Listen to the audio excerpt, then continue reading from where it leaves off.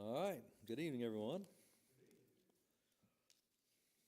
We're going to start with a song, and if they get it up on the thing, we'll start with it. How many of you all know I believe in a hill called Mount Calvary? That's what we're going to sing tonight. How's that? All right. I've got to get, maybe I don't know it. Hold on now. There are things as we travel this world's shifting sands that transcend all the reason of man. But the things that matter the most in this world, they can never be held in our hand. I believe in a hill called Mount Calvary. I'll believe whatever the cost. And when time has surrendered and earth is no more, I'll believe in the old rugged cross. Got another verse? I believe that the Christ who was slain on that cross has the power to change lives today. For he changed me completely, a new life is mine. That is why by the cross I will stay.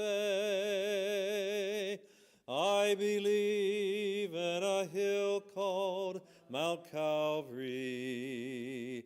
I'll believe whatever the cost. And when time has surrendered and earth is no more, I'll still cling to that old rugged cross.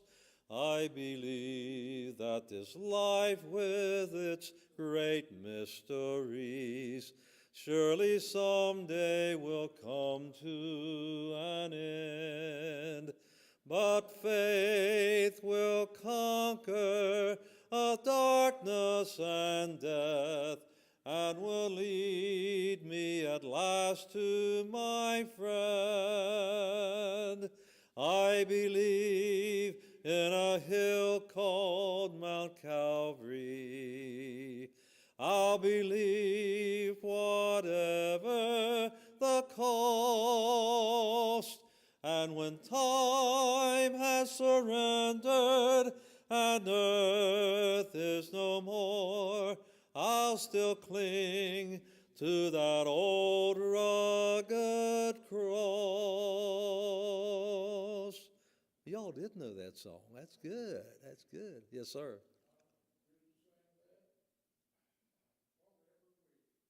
Yeah? Really?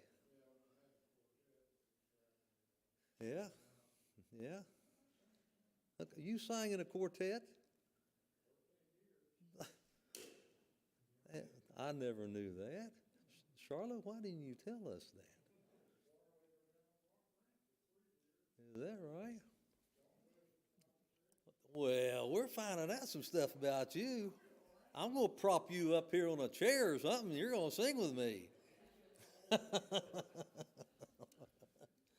All right, brother. Good. Good deal. All right. Our missionary of the week this week is actually Hope Bible Mission. And I looked up their kind of thing online, and I'm going to read you what they say about it. And then we're going to have a video. The video is going to be a lot better than what I'm going to read you, okay? Let's see. Let me start on the right page here. Hope is a Christian, non-denominational, and non-profit organization working in partnership with local leaders and churches in rural Guatemala to effect lasting change in their communities. We do this by building long-term partnerships with local churches and ministries, training leaders, and developing culturally appropriate programs that share the gospel of Christ through biblical, medical, and school education. method. The name HOPE stands for Help Open Paths to Evangelize. This phrase serves as the foundational principle for our work. We seek to foster programs that focus entirely on underserved communities which have severely limited access to biblical training, healthcare, and education. Through financial and structural support, we develop, enable our partner ministries to open new paths of biblical training and community development. History. A lot of you all don't know about history of Hope Bible Mission. In 1950, 3 women from New Zealand and the UK founded Hope Bible Mission. Denise Farquhar, Georgina Gudlott, and Ivy Hone. And I met 2 of those ladies, but I don't think I met the Georgina Gudlott. I don't know if she died or something. Now you talk about two Spitfires right there. Them 2 ladies were really something. I mean, they were really something. They all had a desire to reach out to post-World War II Europe. Together they started what would become Hope Bible Mission. Partnering with churches in the United States, they supported European missionaries by sending Bibles and theological materials. As the ministry grew, they began to take on larger projects, such as helping fund the building of Camp Berea. That camp is still in operation today as a Christian youth retreat center in Font-Roubaix, Spain. They also began to work in the New York City area. Hope created a program for feeding the homeless and built a camp in New Jersey as a retreat center for children from underserved communities in New York City. In 1995, Rick and Deb Carey, a young couple from New York City, became the new directors of Hope. By that time, many excellent youth and homeless advocacy programs were doing tremendous work in the city. Because of this, the new directors began to transition Hope's work out of New York City to stay in keeping with Hope's stated goal of explicitly reaching the underserved.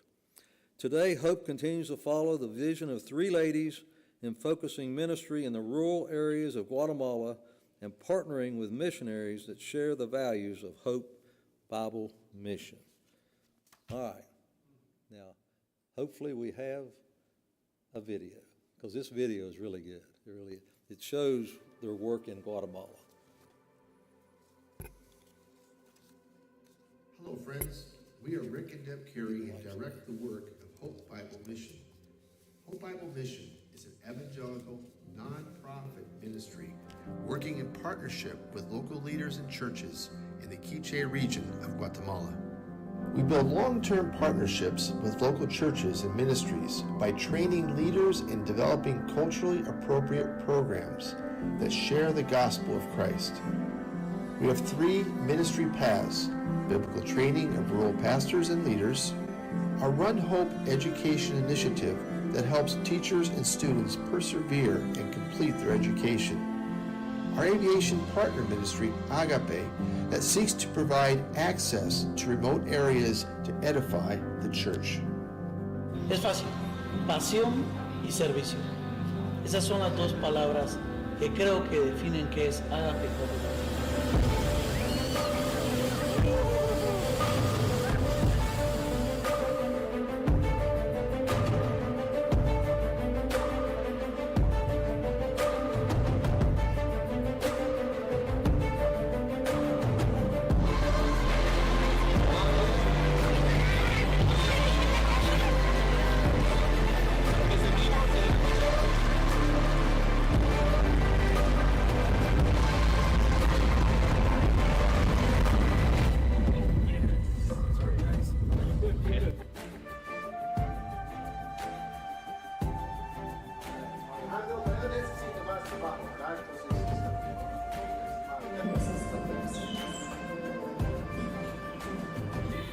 Solo mi sueño es ser un doctor. Mi sueño es ser un... Para mí lo que sería ser una maestra.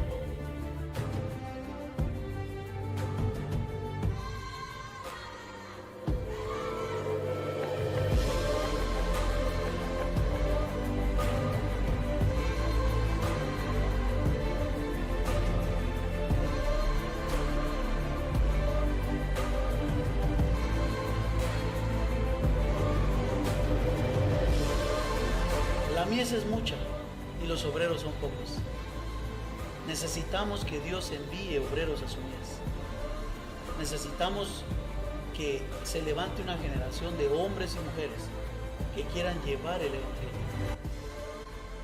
Thank you, brothers and sisters at Twin City Bible Church, for your amazing support that allows us to keep Hope Ministry paths open in Guatemala. We hope that this video has given you a glimpse into the Quiche region of Guatemala and the work that your faithful prayers and support make possible. Thank you, and God bless each one of you.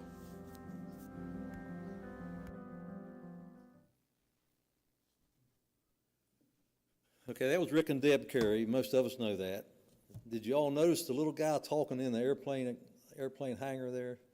He came to a missions conference one time, our missions conference. Couldn't speak a lick of English, I'm telling you. Now, what did we do with that? We had to get a man that used to go to our church that was directly involved with this missions down there in Guatemala, and he served as the interpreter for us. That's what happens. But he couldn't speak English. I mean, he was up there, we were trying to talk to him, and he was trying to tell us all about the agape part of it, which is the flying part of it. And they use those planes to go around in it. So, interesting video. I thought it'd be nice to show. So let's say a prayer for him right now. Lord, we come to you now, Lord. Thank you, Lord, for the opportunity to be in your house.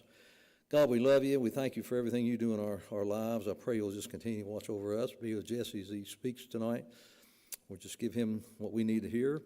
What I pray you'll be with Rick and Deb over there in Guatemala and the Hope Bible Mission as they continue to work in people's lives down there in Guatemala and even around here in this country. Lord, just thank you for those three women and their vision in the past, and Lord, I pray you'll just continue to bless that ministry. Lord, just be with all of our missionaries, take care of each one, guide and direct them, keep them healthy, safe, and use them as only you can to spread the gospel of Jesus Christ. Thank you, Lord, for being who you are. Thank you for Jesus.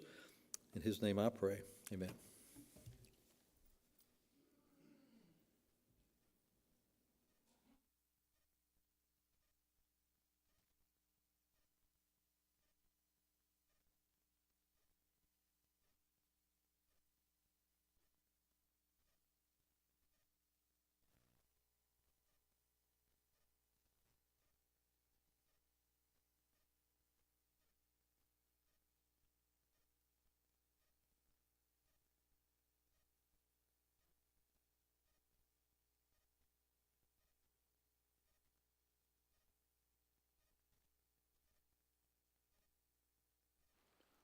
Verses 25 through 32.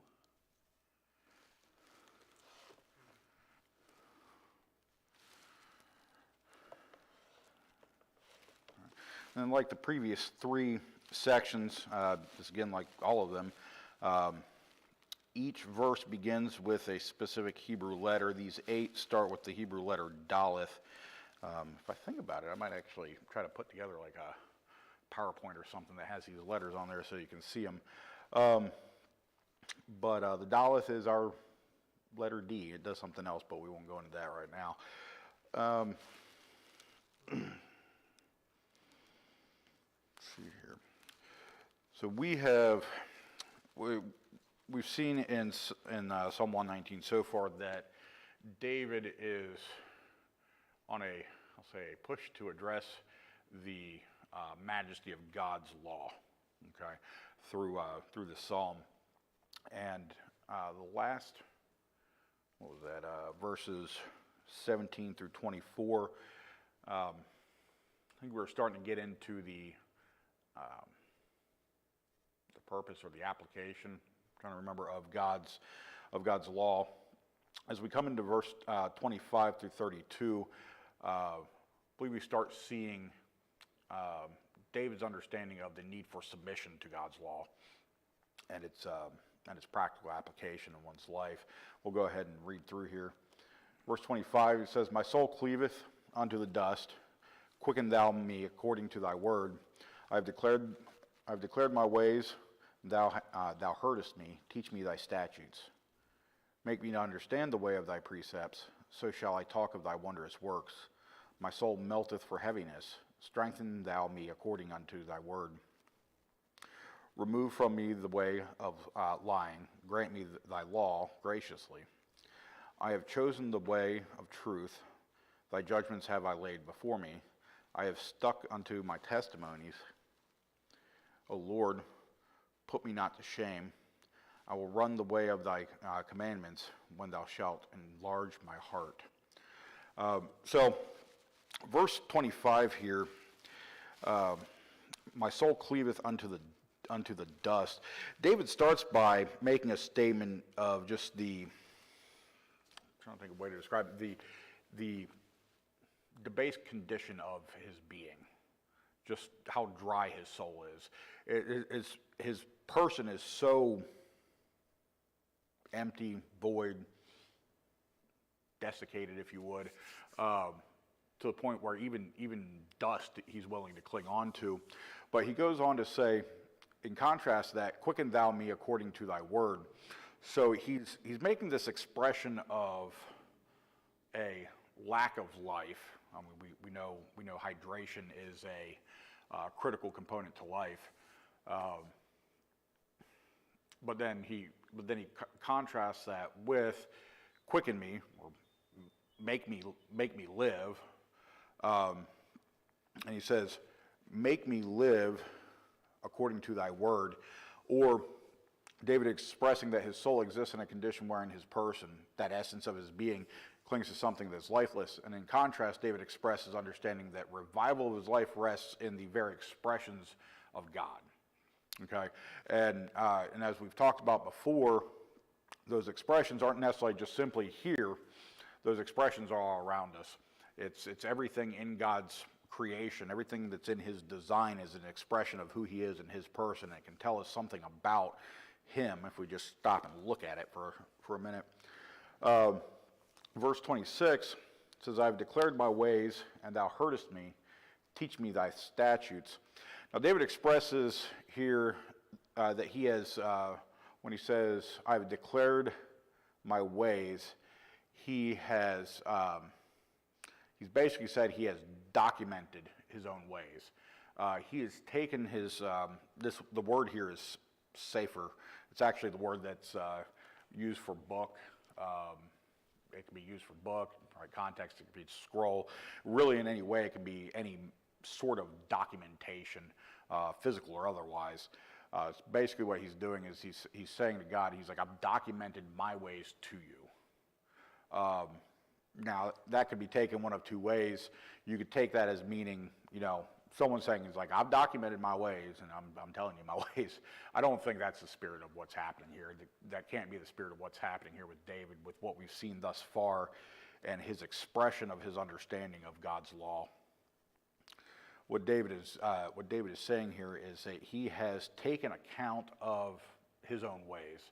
He's taken account of his own ways, his own failings as a human being, and he has deliberately documented those in some fashion to God.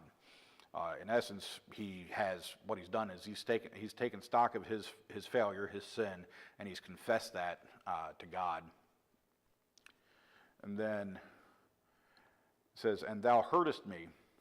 Okay, so I've confessed to you, you've heard me. He has a confident acknowledgement the Lord has heard that confession. And then he says, teach me, where'd they go? Teach me thy statutes. Teach me your design. He's like, I acknowledge the sin in my life. I have confessed that sin to you. I live devoid of, where'd that go? I live devoid of your word. Teach me your statutes. Let's see. So acknowledgement of our ways is an indication of our submission to God and his design. I'll say when I was a younger Christian, when I say younger, not really that long ago, it was only like 10 years ago. When I was younger, we'll put it that way. Probably a little longer than that, probably about 12, 14 years ago. Joanne and I had really just kind of gotten back into church. We're starting to get active in church. And I was becoming very aware of a lot of my shortcomings as a human being. And I, as she will tell you, can be a very stubborn one. And it's one of those things where a lot of times I get in situations where I know what should be done, and it's just like,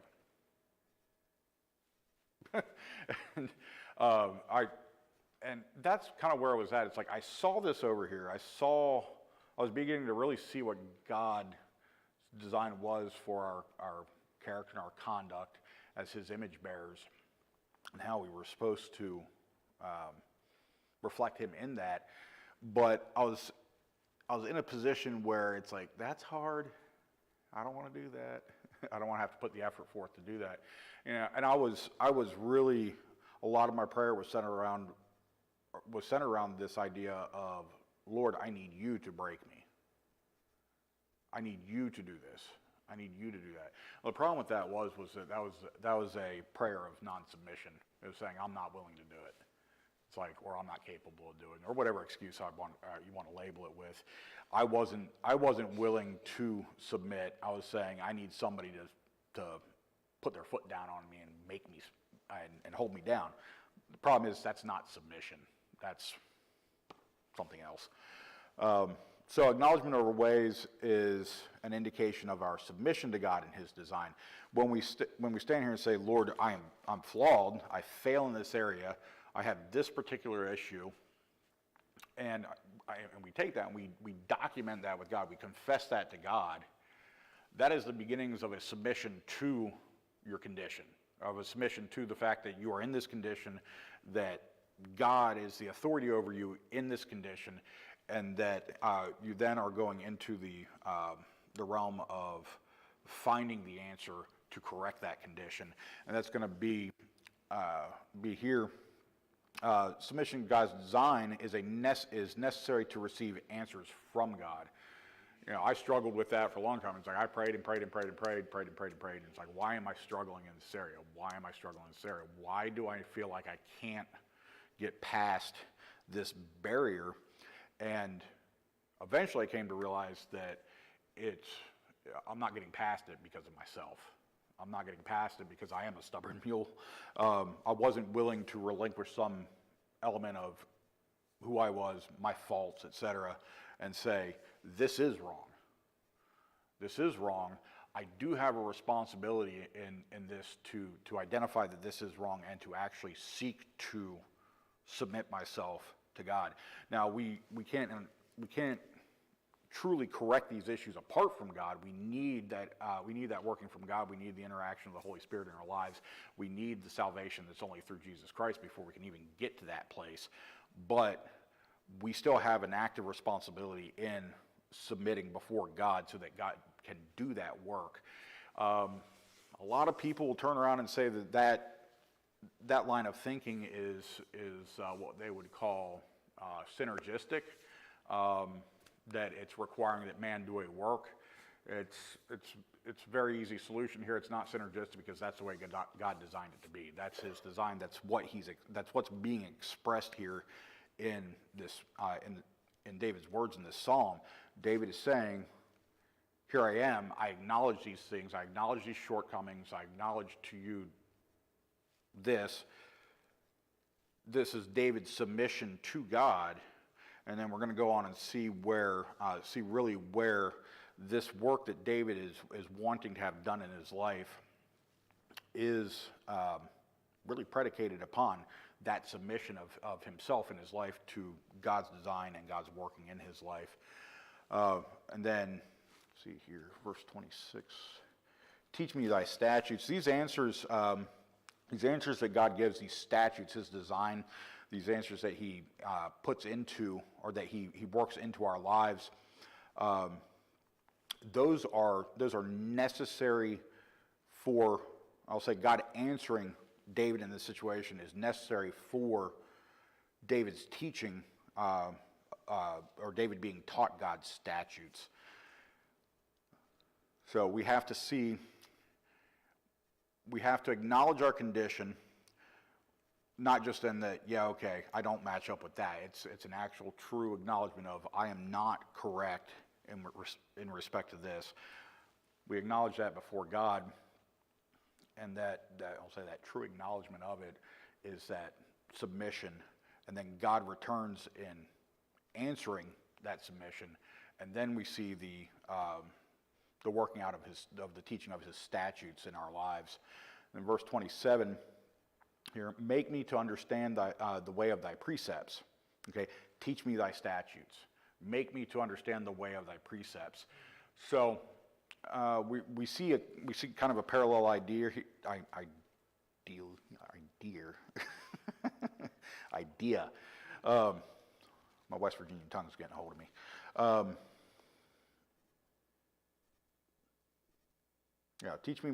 Teach me thy statutes. Okay, so teach, and then we see teach, and we see understand, we see statutes, we see precepts. So you have this idea of teach and understand.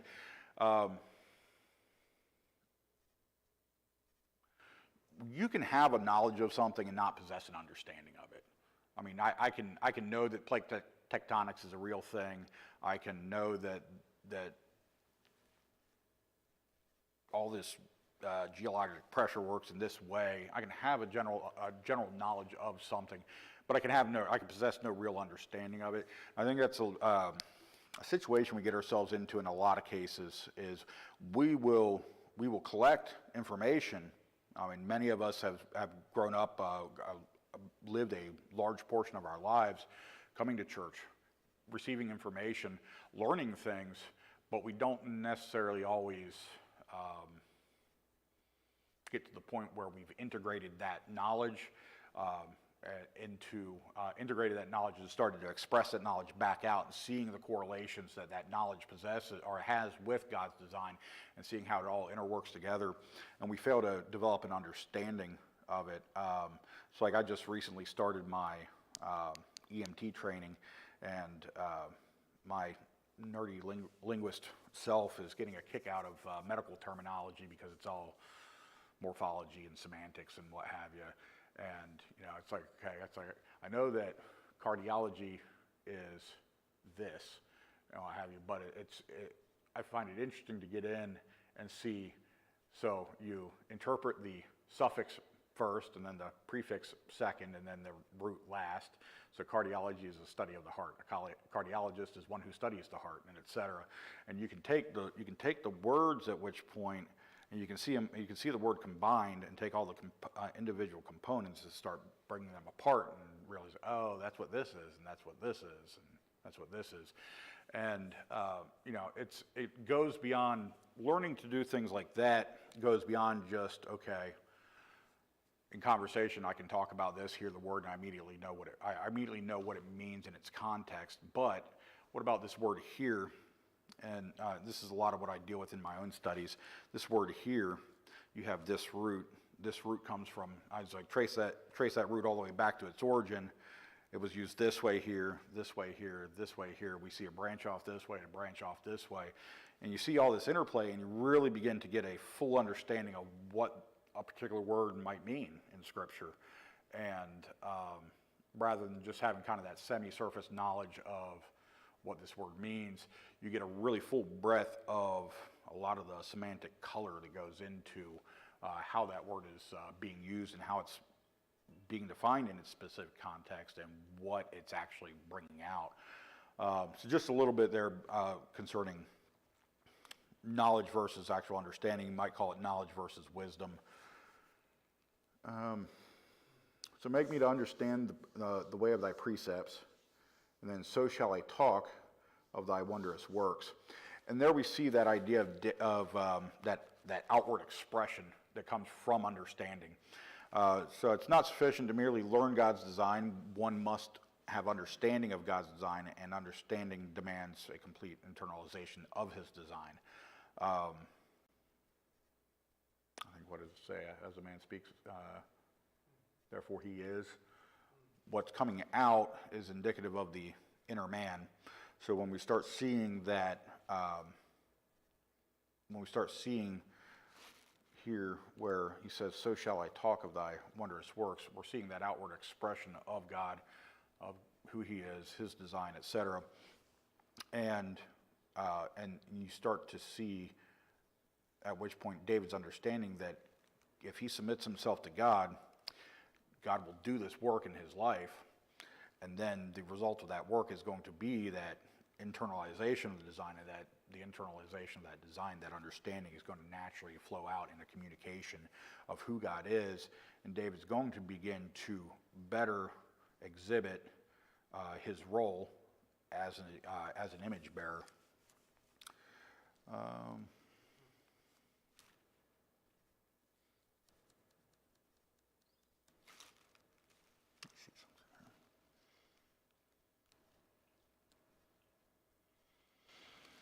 Yeah, okay, that's what I thought.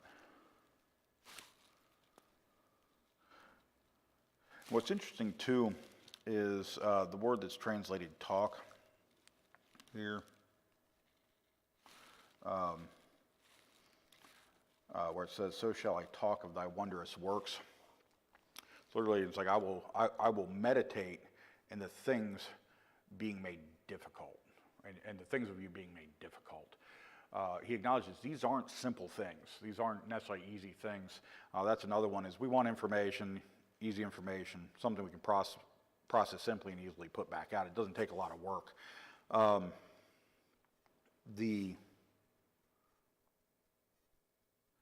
We tend to venerate the idea of simplistic understanding, and some things are simple to understand, and some things people overly complicate. But a lot of stuff is not meant to be simple, and David acknowledges as much right here, where this says wondrous works, things being made difficult.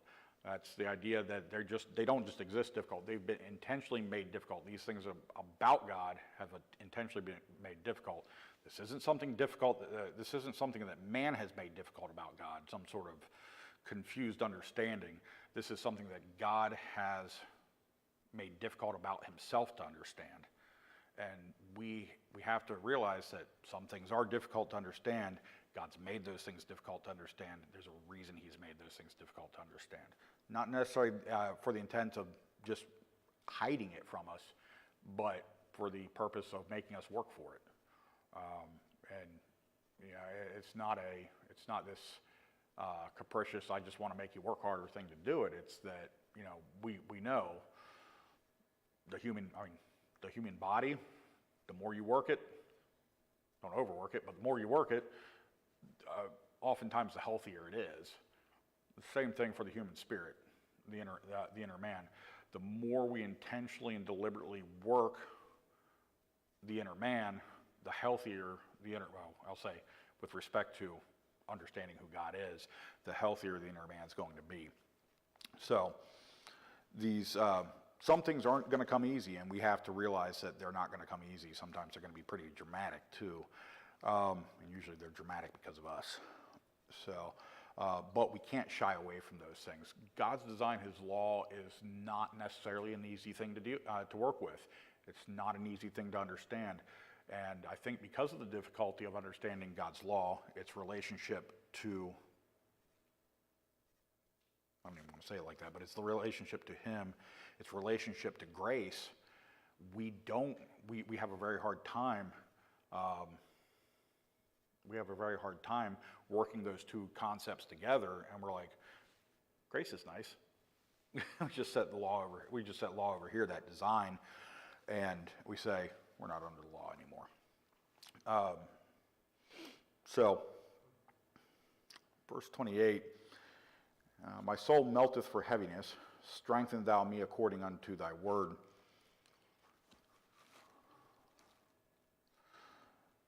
I think this one's pretty straightforward. It's like an admission of one's own weakness. Okay, my soul melteth for heaviness. David is admitting the weakness of his own soul. And then, but in contrast, he says, strengthen thou me according unto thy word. He admits his own weakness. He admits God's strength.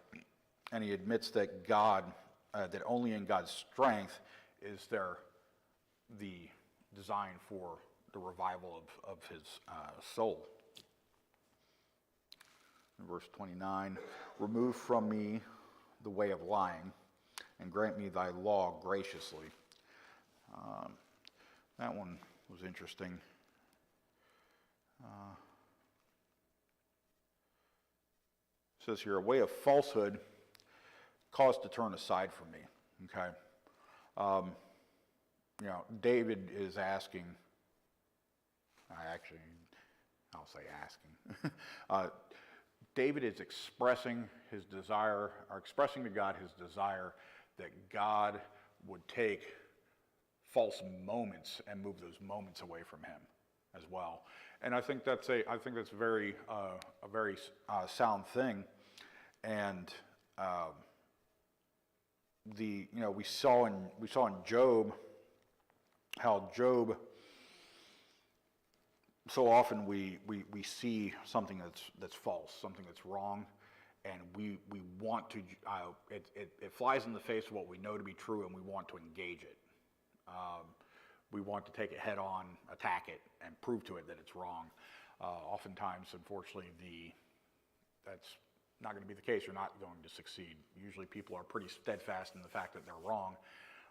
Usually the better answer is to avoid the wrong thing altogether, regardless of how you're trying to avoid it, whether you're trying to avoid engaging it in hostile combat or engaging it in a accepting way. Job was described as a man who eschewed evil. He was one that turned away from it. David here is asking God to not even let it come within his presence. Just turn it away from me.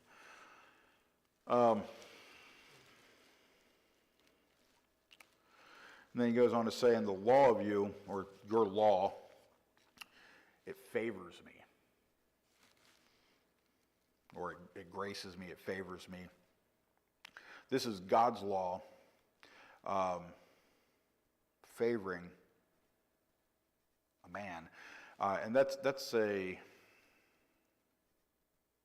thought that was an interesting point, because that contrast between law and grace, we so often we hear that contrast, law, grace, nowhere in between do the two coincide. I've talked before about how I believe that they're inseparable concepts. We'll call grace that unmerited favor. Right here is David saying, your law favors me. There's favor in law. There's favor in this design. Now, remember, I'm not talking about Mosaic law. I'm not talking about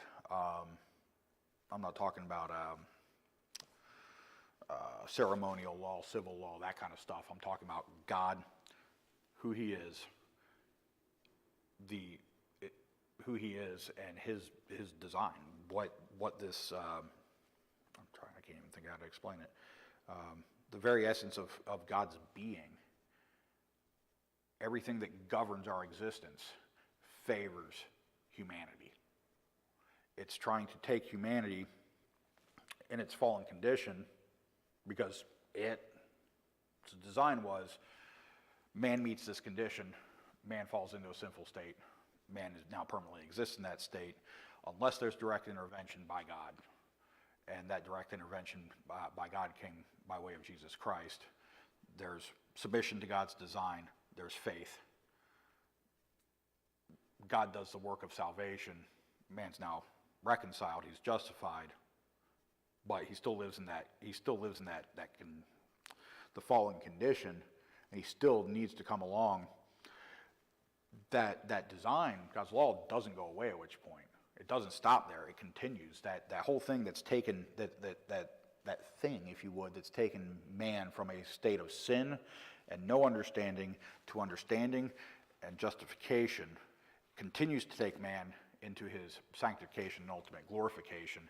And we cannot try to separate that concept of the law and our necessity to submit ourselves to God's law away from our relationship to grace. So, let's see here.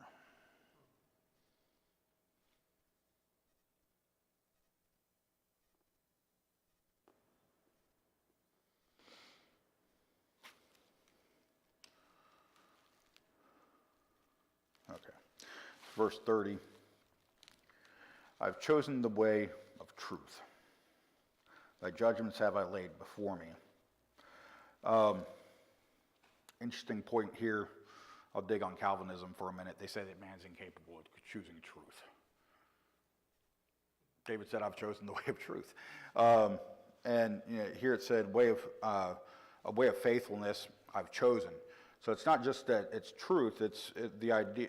The word is, I believe the word was amen, or from that root. And it is that idea of being faithful.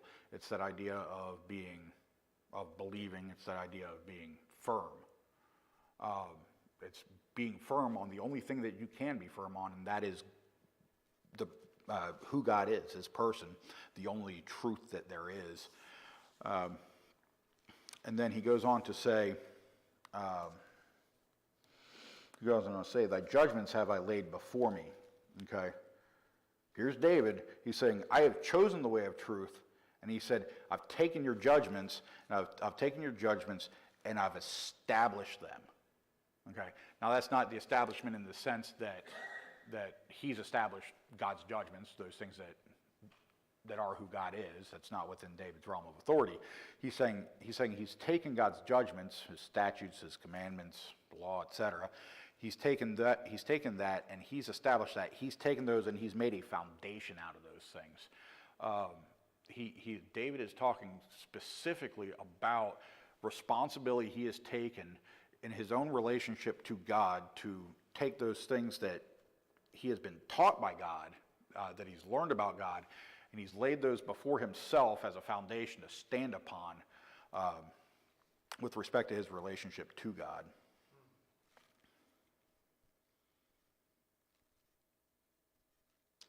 In verse 31, he says, I have stuck unto thy testimonies, O Lord, put me not to shame. He's like, I've grasped at your testimonies, Lord. You will not cause to shame me. David is saying, he's like, I've done this thing. I've done this the way it was supposed to be done. I've grasped hold of your law and who you are, and because of this, because of proper attendance to this, it's God's design. It's God's nature. It's who He is. He will not shame the individual that does that. So that individual will stand. Will stand in truth, unashamed, for being on the foundation of the person, nature, and design of God. And then verse 32, he says, I will run the way of thy commandments when thou shalt enlarge my heart. He says, I will run the way of, he's like, I will run. Basically, he's saying, he's like, I'm going to move. And he's not just going to move, he's going to move with earnest. He's going to move with earnest the direction of God's design. And he's saying that he's going to do this causally, in that he says, I think it says here when, and when is a causal idea. It's just time related. When or because you will enlarge my heart. So what we can take from here is we see David and him placing this immense emphasis on God and His design. Okay, God and God's law, and the purpose of God's law, the application of God's law, and what it's going to do in the life of a human being that properly applies it. But on the other side, we see David taking not just this, but he's also bringing human responsibility in here, and bringing human responsibility in, and he's displaying how those two ideas are married together. God's design, human responsibility. The human condition can't change apart from the two of those things being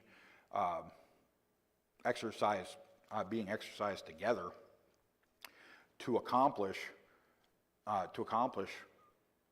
the movement of an individual toward God. He said he's going to move with that, move in earnest toward God, because he sees the manner in which this submission to this design takes his inner being and magnifies his inner being. He sees the healthing aspect of it, or I'll say the cathartic nature of what it is to submit himself before God. So that's all I got for now.